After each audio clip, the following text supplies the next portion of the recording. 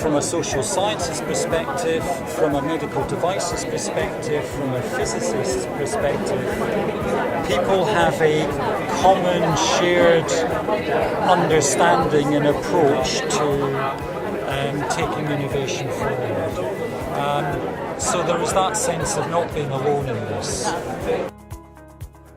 Well, the best thing tonight is that we are organising this event. So this is our third innovation forum that we've held this year.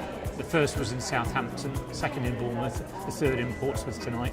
And I think it's a great opportunity to really showcase innovations which can have a transformative effect on health and life sciences in the UK. So I think the opportunity for tonight is to really get connections between academics, clinicians and entrepreneurs as well, to really sort of showcase their ideas, to really network effectively, and hopefully coming out of tonight there will be sort of ongoing relationships which will really accelerate the adoption of innovation across the system.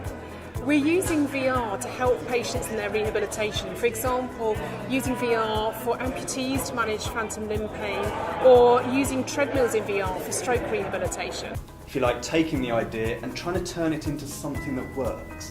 And I put up here what we first had to do. It was develop the business. And this goes back to the market research slide. I can have the best idea in the entire world, but if I'm the only person that's ever going to pay for that brilliant, wacky idea, what's the point in it? We brought in Wessex, but they've helped us address things like the NHS. How would clinicians use it? Who would buy it? So you can see we've gone from about 4 little partners that are very academic based. We're starting now to add in people to find us money, the Oxford Innovation Network. So a recent study by KPMG showed that trusts that take part in commercial research, every patient that is recruited brings £6,500 of revenue into that trust and potentially makes £5,500 worth of drug savings per patient. So in these times of austerity, that's a huge consideration for trusts to get involved in commercial research. Different. And I say care needs very deliberately because a lot of the gap now is about providing care for people to live in their own homes, in their communities. But the way the NHS is currently constructed is around big hospitals, big interventions, and in fact, as the general public, often our expectation is that we'll go into the hospital and we'll get whatever we need when we need it because we want to be happy and healthy, and that's the right place to do that, isn't it? The STP would suggest that's fundamentally wrong, and we need to transform our services to provide early intervention care that puts us in control.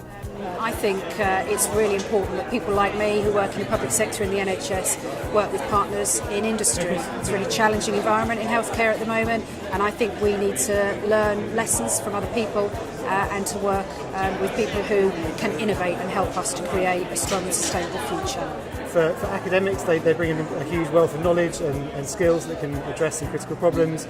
But at the end of the day, these problems have to make an impact in the real world, and that's where bringing industry in is really important. Likewise, in the health service, there's lots of industry partners that have great ideas, but they sometimes struggle to bring them quickly into the market, and the NHS is a huge market, and we need to tap some of that potential to really make a difference to the biggest problems we're facing. Because realistically, if the NHS is going to be a fertile ground for innovative care delivery, we have to make sure that us people working in the NHS are prepared to change.